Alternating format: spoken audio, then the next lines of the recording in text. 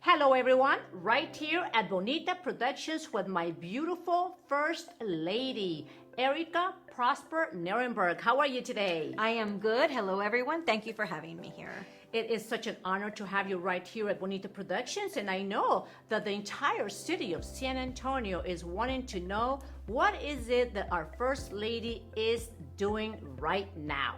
Well, right now I am doing what many of you women are doing, which is trying to make sure that I get my son in school and ready and fed at the same time as working full time. You have been a great leader in our community, especially as a mother. So how have you been dealing with all these changes with school and staying at home, being a mom, being a business entrepreneur, being a great leader, and being our First Lady, married to our mayor of San Antonio, Mr. Ron Nirenberg? How do you do your boundaries surrounding with all the things that you do? Well, and I think you said it best. I set boundaries around my life. I used to chase balancing my life, and I realized that's not going to happen. When you're a woman in today's world, you have to do so many things at once that it's better for you to say, hey, this is what I'm okay with around this and this and this. And I think that's what's been really helpful for me in 2020. Well, a lot of us women, sometimes we expect a lot of ourselves. And what I just liked of what you just said right now is only do what you can do and set your boundaries. If you can't do it today, there's always a tomorrow. Exactly. All right, so as a mother, let's talk a little bit as a mother because, I know that right now a lot of people out there are having a tough time trying to set their boundaries, balancing their lives between work, having kids in school, having kids at home, not at school. I mean, it's such a huge change for the babies, for the kids. It is. Tell me a little bit, Erika, how are you dealing with all of that? Well, I think the first thing I did was I sat down and I spoke to Jonah, our son, and I told him, look, life is different now. It's going to change. So everything that was in the past, we're not going to have to basically, deal with that. We're having to deal with the new reality. I think most parents don't ever think about talking to their kids about these things. They think, oh, me lo echo sola. I'm going to do it alone. And to be fair, I think you have to get your children just as involved in the changes they're going to make as your spouses or your partners. And that's one of the first things I did, and it's been fantastic. I totally agree with you, my First Lady. I believe that speaking and talking to your kids is priority. It is priority. The biggest problem that I see right now is that a lot of us parents, that we have such a busy life, we just let our kids be involved with the internet, being involved with the pads, with the iPads, with their cell phones, being involved with what's going out there outside their home. And I believe that when I raised my two boys, my First Lady, because I have two boys and they were back to back, so it was double trouble, I was very strict. I was always the mean. You know how in the husband and wife, there's always one that's going to be the mean person and the one that's going to be the nice person? Okay, my husband was the nice guy, the nice person. I was always the mean because I was always the one that, put my foot down. From certain time to certain time, they can do, certain things. So I did always had the same consistency, but the most important thing was communication. Yes, and I think, I'm not immune to having Jonah get online or iPad. I do it too. But what I think is important is that when it came to the changes that were coming to our lives, I did sit him down. I did talk to him. I walked him through what was happening because you don't want your child to feel like the world is changing and they have no idea. I think it only elevates their stress. But like you, I also have rules around how much time he spends on screens. And he loves it because he knows that on Saturdays and Sundays, it's like, whatever you want. But during the week, we try to make sure that he's balanced because all his schooling is online. So I don't think it's really very healthy for him to have school online, play online, videos online. It's just too much. It is too much. Well, my two boys, back in the days, my First Lady, we didn't have so much access because my kids are now 25, 26. So they're big boys and they're out there, on their own right now. But back in the days, we didn't have so much of the access to the internet. And then, of course, from one day to the next day, everything is online, like you just said. Exactly. Play online, friends online, everything through online, even, visiting with their friends through Zoom calls and everything. So it has been one of the biggest impacts for the kids today of the way that they need to communicate. So what would you advise the moms out there watching us right now, my first lady, for them to do that is helping you being the successful mom that you are? Well, one of the first things I do is I basically tell Jonah, hey, every day you earn 10 minutes of screen time. So you can use them up in 10 minutes at that same day, or you can wait and have an hour on the weekend, right? And then I give him a free hour on Sundays, usually just for fun. It has been very good and it's worked. Now that he's gotten older, he's negotiated 15 minutes a day, which I think is great because it allows for him to feel like he has a say in it. But it's worked really well because what happens is he can use that 15 minutes right there and then that day, or he can wait and collect. And it gives him something to do. It also gives him responsibilities, and it has also curtailed a lot of the use of the digital stuff after school. Okay, my first lady. So we talked a little bit about you as a mother. Now I want to ask you a question as a wife. As one of the most incredible first ladies that we have had for the past years, right here in the heart of San Antonio, how is it that you have kept the positive, the consistency, and the firm of always backing up your wonderful husband, our mayor, Ron Nirenberg? Well, the secret is to feed him chicken and broccoli. He is a healthy man, and that's what he needs for his well-being and his mind. And so I make sure that I cook things that I know are going to be healthy for him and that are going to give him the comfort. That is comfort food for him. And so I do make sure that I try and make recipes that are there, but I also give him time to work out. He needs that to relieve stress. So I also adjust schedules to ensure that he has workout time either in the morning or at night. But first and foremost, I also like to just sit down and snuggle with him.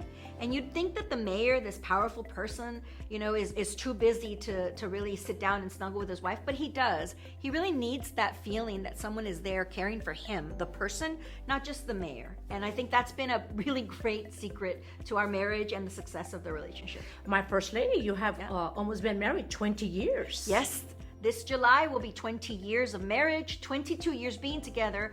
Ron is 44, which means half his life has been with me. And that is something I take very seriously. I have got to say, everybody, our first lady must have a secret to keep 20 years in 2 years of dating. All right, so what is it that is the secret to keep that love spark? Have a good sense of humor.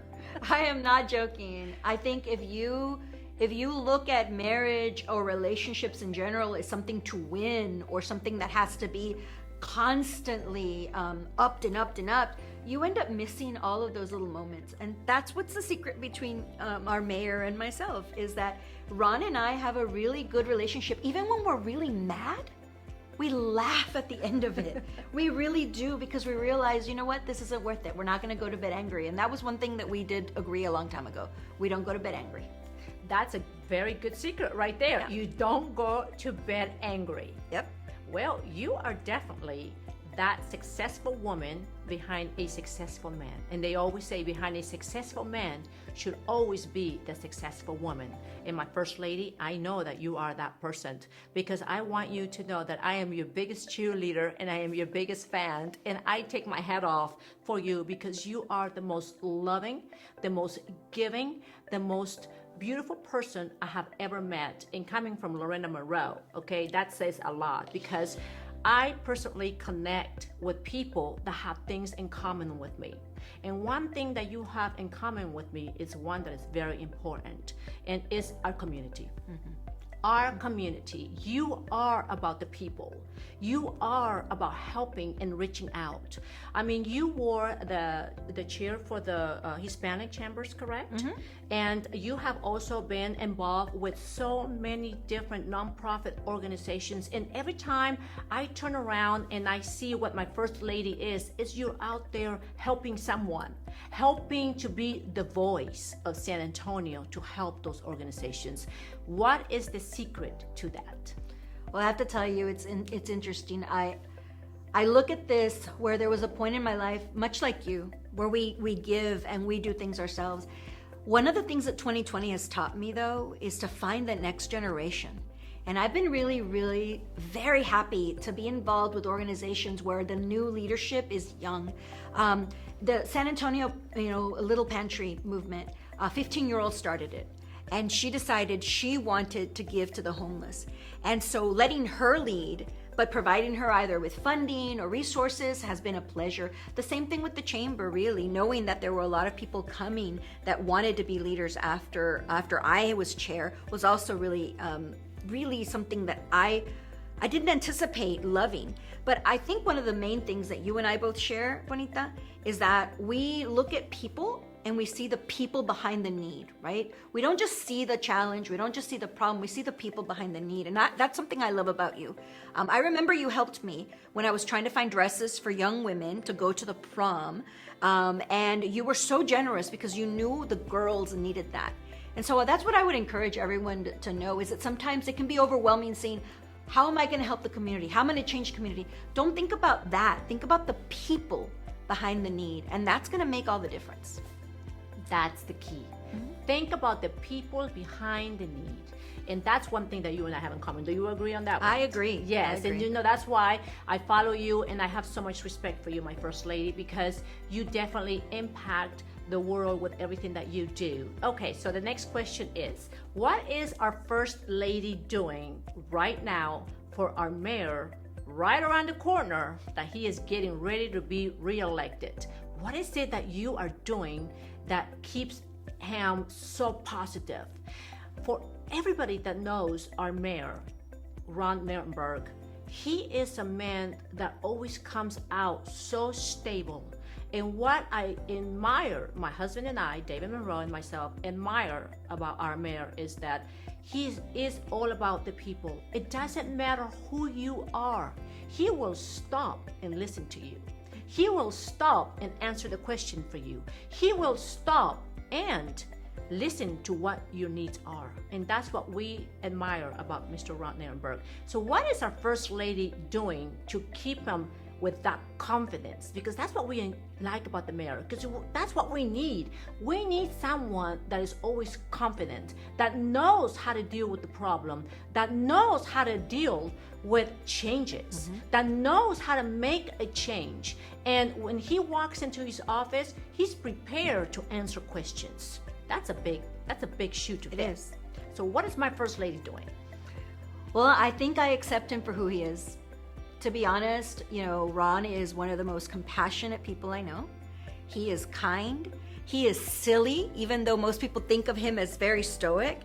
And I think it takes a lot of energy to be able to balance all of those things and be able to turn around and say, here I am now, a decisive person, but at the same time a compassionate person, but at the same time a thoughtful person, a strategic person. So what I try to do is I try to accept him as he is when he walks through the door. Sometimes he comes home and he's not in a great mood. He's sad or he's upset. And it's my job, I think, not because I'm his wife, but because I'm his partner. And because I am the person he shares his life with, it's my job to accept that energy, and try to help him disperse the energy, either, like I said, through feeding him things that he finds comfort in, or giving him the time he needs to be alone or to work out. And I think that is regardless of how long our relationship has been, regardless of where he is in life. He doesn't even have to be mayor for this. That is part of the dynamic that we have. And that's what I do. And I think it helps him. I think it has helped him keep that level that you're talking about, that stability, because he knows someone accepts him. Someone accepts the silly, serious, strong, nervous, decisive, worried person that he is. Much like I'm sure most women out there know about their husbands too. With everything that our First Lady just said, for everyone that's watching this show, that's what it takes.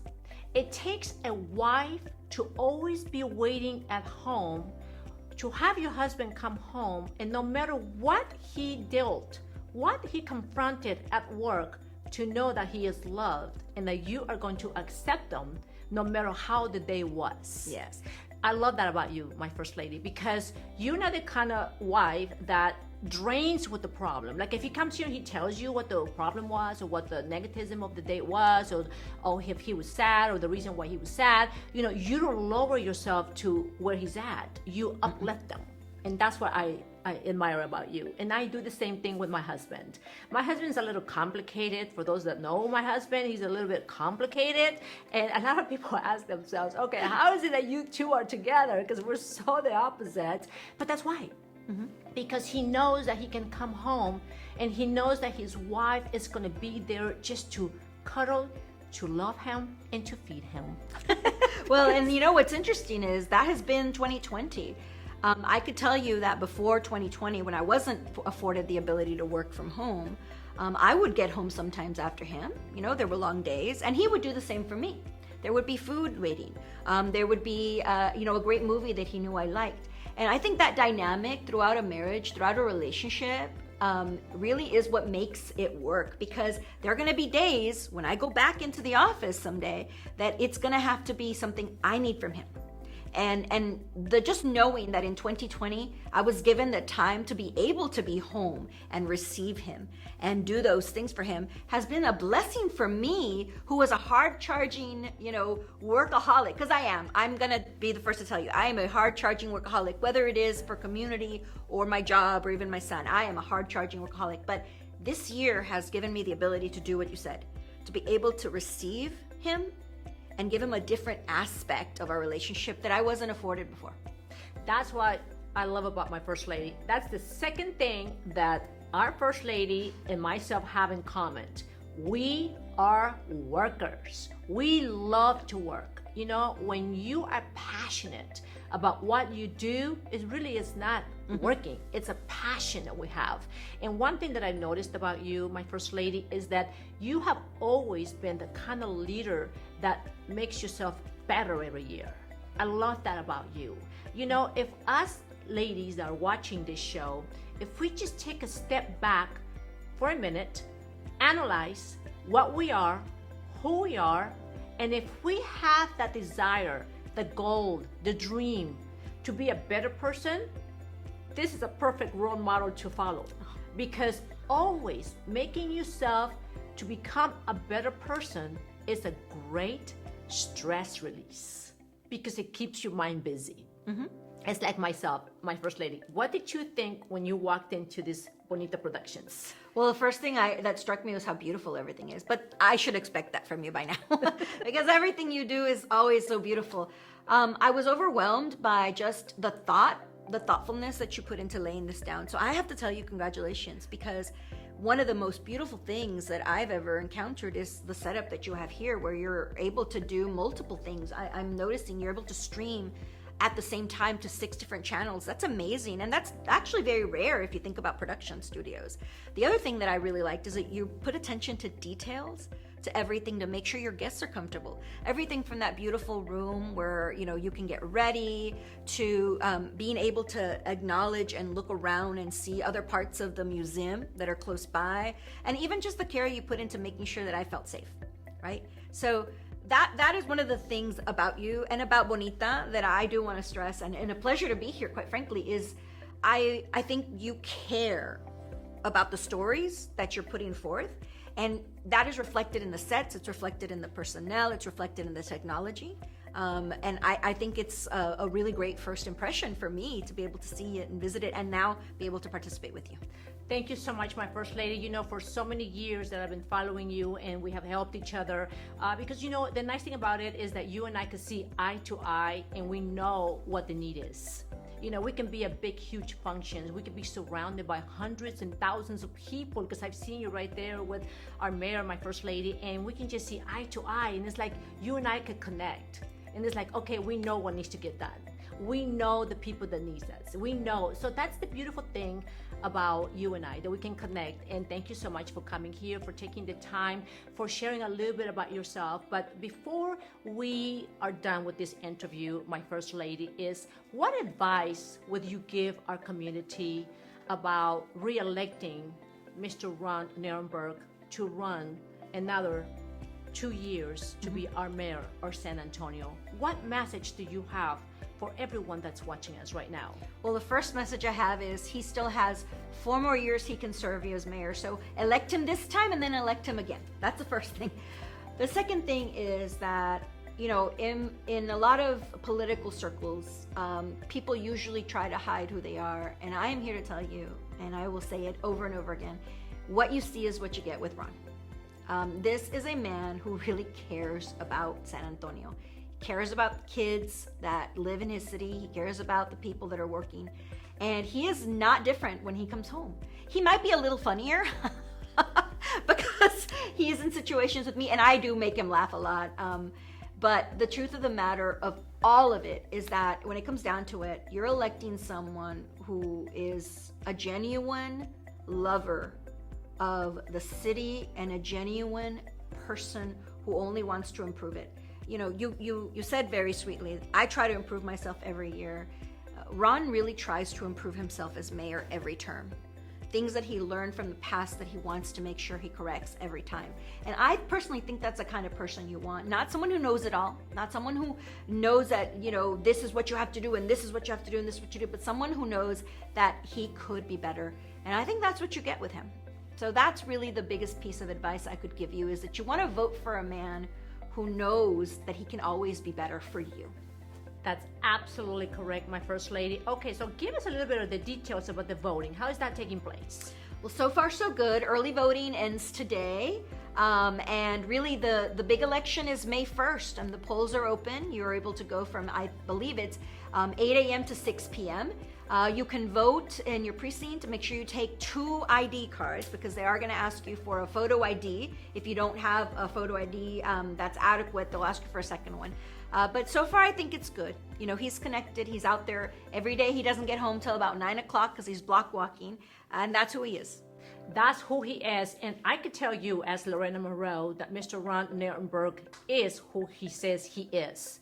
You know, he is a family man. He is a great leader, and he doesn't take a no for an answer. You know, he's so positive, so genuine. And, you know, even though he does look sometimes like he never smiles, like you said, now we've discovered, he is a funny man. So he comes home and he does smile, because every time we see him, you know, he's very strict. He's on it. He's professional.